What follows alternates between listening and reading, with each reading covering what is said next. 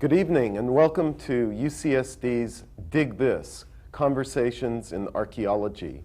My name is Tom Levy from the Department of Anthropology at UCSD, and I'll be your host. My guest this evening is a dear friend and colleague, Professor Augustin Holl from our Department of Anthropology. Dr. Holl received his PhD from the Sorbonne in France. He's a noted prehistorian and archaeologist who deals with the archaeology of sub-Saharan Africa. It's a great pleasure to welcome him this evening. Professor Holl. Augustin, you have a background in African history, and I believe you got your degree at the University of Yaoundé, and you decided to become an archaeologist and go to France. Why? Oh, that's exact. I've been trained in history, and suddenly, when I was writing my master thesis, I just realized that there was something inconsistent. I didn't have a full grasp of empirical word in history. And I was believing at that time that by relying on empirical evidence, I can have a better grasp of the world around me. That is why I shifted to the study of archaeology, because I have things to deal with. And I applied for a scholarship, got it, and went to the Sorbonne in Paris for a graduate program. Now, your first research was in the Saharan desert, in a very remote area called Mauritania in the Western Sahara. What exactly were you doing there?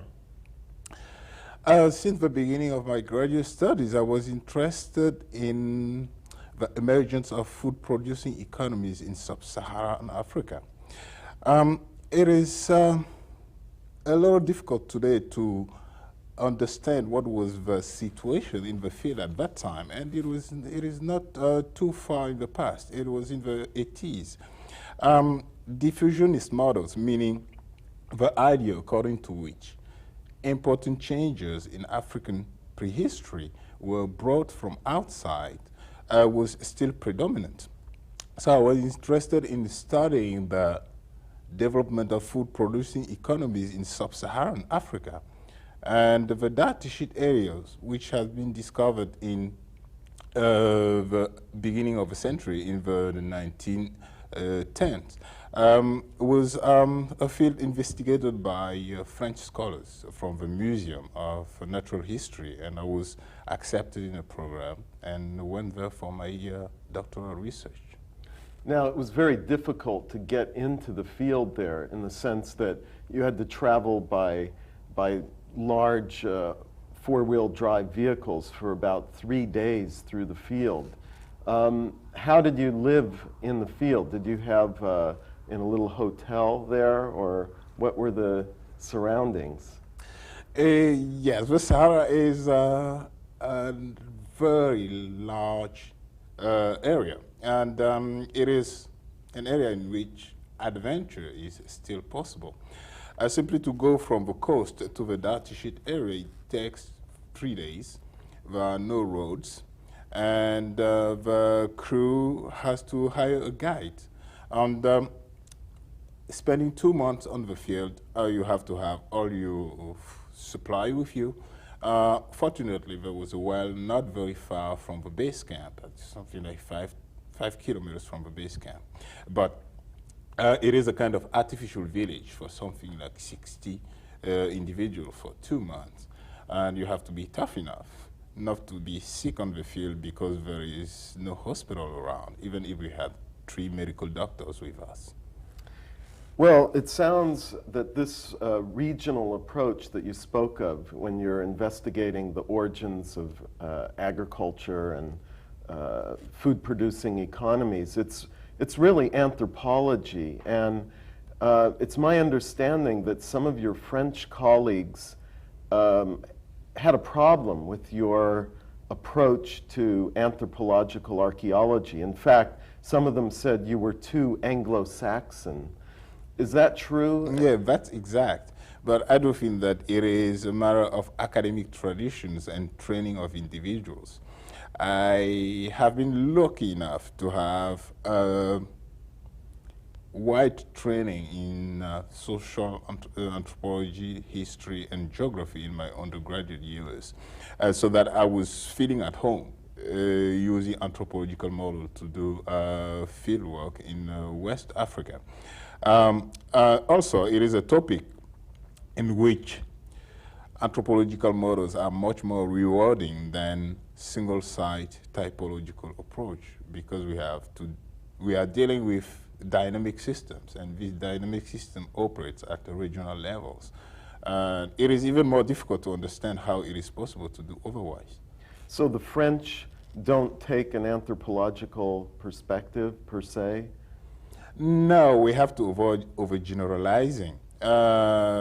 Recently, there is a generation of researchers who are much more open to the input of social sciences. So we cannot say the French. There are some individuals who were trained in historical particularistic approaches who are not familiar with anthropological models. And instead of recognizing that they do not understand it, they simply say that it is not accurate. But in general, there is a larger number of young scholars using anthropological models in stone tool technologies and in technological approaches to pottery, for instance. Now, when we think about the evolution of civilization in sub-Saharan Africa, it's a number of scholars have suggested that the only way you can explain it is by, again, looking to those diffusion models and saying that civilization in sub-Saharan Africa evolved because of contacts with the Mediterranean world or the influx of the Arabs in West Africa. Now, you started a major archaeological research program in northern Cameroon and really challenged these ideas. How did you do that? It is a difficult question to answer within a few minutes. But just let's say that when I started my project there, the civilization, in quote, model was still predominant. And it was assumed that complex societies that emerge in direct contact with Muslim expansion. So there was no direct connection with climatic change and what we call the ecosystem approach. So the major difference was that I started to study climatic change, regional settlement systems, and the flow of goods. And in doing so, it has been shown that local trade systems were far more developed well before the advent of Muslim influence in that part of Africa. So it is as if the local dynamic of a system was boosted by link with long-distance trade. So we have to avoid the dichotomizing the system.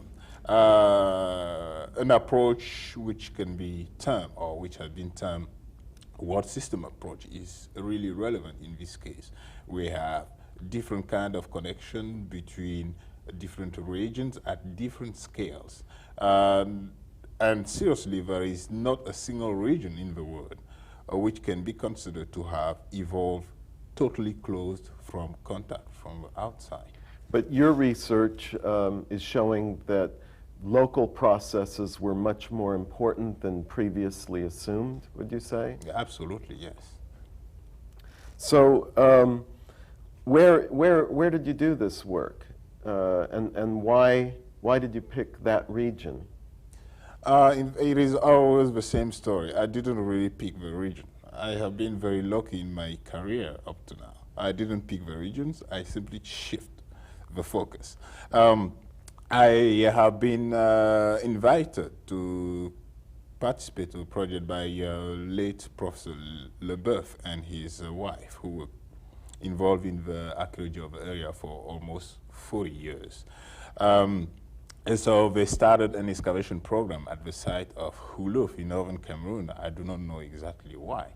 But the research programs was based on testing fortified settlements in northern Cameroon, and they did this for almost 30 years. So when I took charge of a program, I shifted the emphasis from a single site approach to a regional approach in which we have to study settlement systems instead of the evolution and chronology of a single site. Now, you did quite an amazing job, actually. I've read your reports, and I've visited you in the field, and you are one of the few archaeologists that I know that single-handedly made a regional study. I mean, you were basically on your own with a small team of local villagers, and you were physically out there digging. How many sites in this region that was about 300 square kilometers in area did you investigate? I tested 15 sites. And let's say that to explain why I'm doing this by myself, you just have to think about a graduate student without money, with some crazy ideas. Nobody really trusted that young man to be able to do what he intended to do. So the only way to do that was to have a training to do it. And I enjoy digging, physically, I mean. And it is one of the ways of learning about sites. So I may say that it is a kind of enthusiasm in which when you have to address a question, you take the means to achieve your ends. Now, in those excavations that you made, you would open up an area of about 100 square meters, which is probably as big as this studio, or half as big as the studio. What can you learn about a social system based on that kind of exposure? It's like a window on the past. Yeah, we may say we can learn a lot and not enough. And these have to be constructed with the size of the settlement itself. For instance, the size of a probe you are talking about is the size of an excavation at Hulu, which is by West African standard quite a large exposure. Generally, we are probing smaller samples in sites. So one may say that there is no ideal size in excavation in West Africa because it depends on what is available as resources to the researcher. But depending on the luck of a researcher, and in that case I have been very lucky, I happen to have hit a cemetery which provided a wealth of information on the social systems. Some others were less lucky, and they opened some probe where they didn't really get the sensitive information. So you have to have luck to find some good evidence. Towards the end of your research project in Huluf, which was about a 10-year period, I believe, you came upon the idea of studying some of the present-day groups living in the region. And I'm speaking of the Shua Arabs, where you and I must say I was able to participate with you on this, made an ethno archaeological study of these pastoral nomads. Could you tell us what ethno archaeology is, and why is it so important for contemporary archaeology? I will probably offer the simplest definition of ethno archaeology as I understand it. It is doing archaeology in a contemporary society with the eyes of an archaeologist to address archaeological questions. This means that ethnoarchaeology can help addressing questions of interpretation of archaeological data. What we have to be aware of is a serious difference in scales. The visibility of evidence in ethnoarchaeological context is absolutely marvelous. But in order to use the knowledge gained in ethnoarchaeological research, we have to go through different steps, filtering the information to have a kind of skeleton which can be useful for archaeological purpose. Because it is only a handful of excellent cases that archaeologists happen to excavate whole sites. Archaeologists are always working on a smaller sample of a sampling universe, while ethnoarchaeologists can have a full grasp of a very broad range of material records. So what were the goals of the Ethno Archaeology project with the Shua Arabs? Yeah, the goal was to first study the interaction between the sedentary Kotoko and how the political differences, the long-term interaction can be reflected in the material worlds. The Kotoko were who were they? The Kotoko are Chadic speakers who claim to be the original settler of land. And according to archaeological work, this may well be the case. Shua Arabs are recent immigrants who happen to have been in the Chad Basin from the end of the 14th century onwards. So we have this fascinating question about a diaspora entering a new region, and an ethnoarchaeological project was targeting the material signature of hectic interaction history during the last few centuries, as we can read it today in contemporary settlements. Now, when you do ethnoarchaeology, you need to interact with the present-day people. How conducive were the Shua Arabs to allowing your team to study their villages? I mean, did they resent it? We were really amazed by the reaction. They were enthusiastic. And there was even competition between different members of different villages, asking us to go in the village to do the same work as in the other village. They were taking it as a kind of general fun, amusement. They was not looking very serious, and they couldn't understand why we are taking all these measurements of herbs, of the size of houses, distance between houses, and measuring pottery. But at least they had some good time with us, and we had very serious and consistent help from Shua Arabs, young men. Some of them became dear friends. Well, you've had a very rich career, many years of teaching at the University of Paris and Nanterre, and the field projects in northern Cameroon and Mauritania. With all of those activities, you also had time to participate in archaeological projects in Israel. How did you end up there, and how does it relate to your general interests? Time and again, it is of accidents of life, history of individuals. And I happened to have been at a conference in London in '84, and I met a young researcher named Dr. Thomas Levy, who was giving a talk. What he presented was so similar to what I did on the data sheet that I went to see him, half joking, half serious. Say, hey, what are you doing? You took all my work.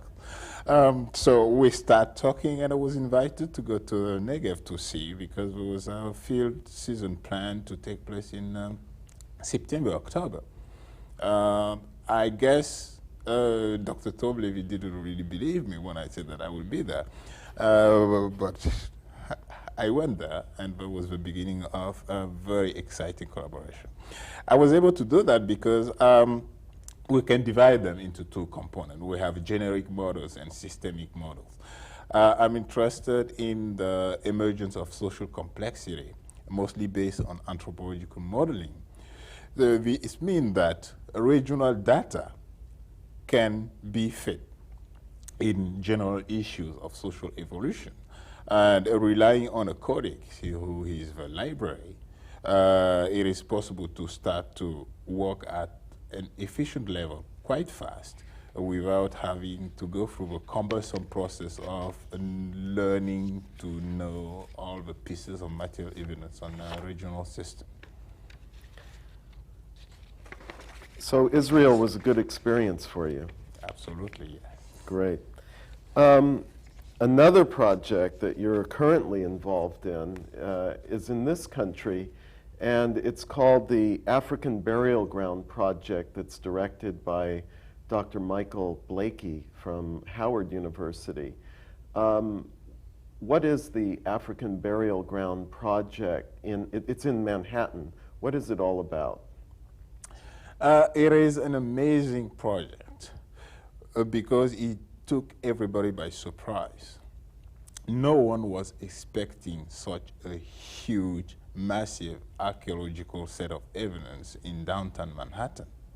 The second aspect of a surprise is that everybody was expecting few bodies to be discovered there, but there are probably thousands of them.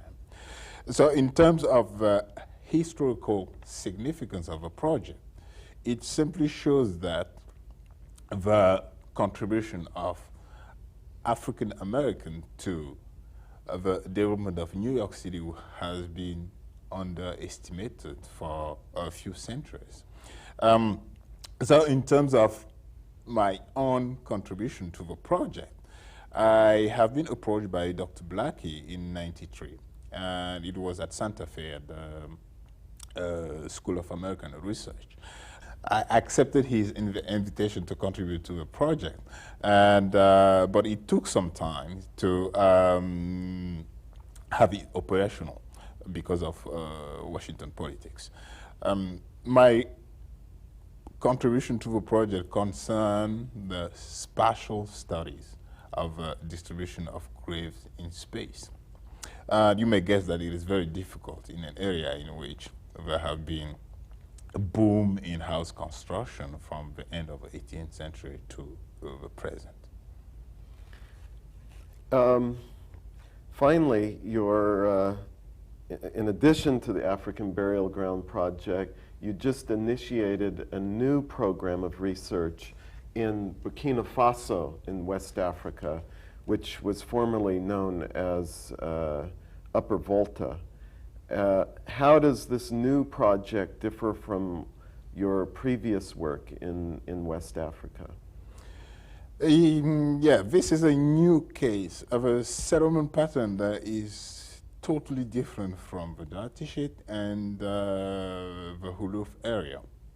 It consists generally of what we may call clusters or mounds, meaning we have distant small mounds spread over a more or less extensive territory. It is a kind of settlement which is known in the eastern part of the Mande world, and nobody has been able to explain the dynamics behind this kind of settlement pattern. It has been suggested that it is probably the signature of specialized groups divided into different kind of craft specialization and living together in the same territory. So the aim of the project is to document the shift from hunting gathering to food production, and also to study the emergence of craft specialization in the area within a solid base on settlement change through time. Finally, I'd like to ask you a question about the general dynamics of research in African archaeology today. And by that I mean, until a few decades ago, most archaeology in Africa was carried out by European and non-Africans. How is that changing today? It is changing slowly, qualitatively and quantitatively. But let's say the most significant change is quantitative, meaning there are more trained African archaeologists today than it was the case 20 years ago. Qualitatively, it is, I can be less enthusiastic because you probably know about economic difficulties of African countries. And it is a paradox, but the situation for universities and research in African countries is worse today than it was the case 20 years ago. So from seeing from the foreigner's perspective, because in fact I'm a foreigner working in Africa, we have succeeded in having a kind of consistent support for research. And so the breadth of models, the diversity of approaches provide a richer background for African prehistory in general. But the contribution of African researchers was probably more important a few years ago than it is today. Augustin, I'd like to thank you very much for your time and presenting us with your most current research results. I'd like to thank Professor Holl on behalf of Dig This and thank the audience. Good evening.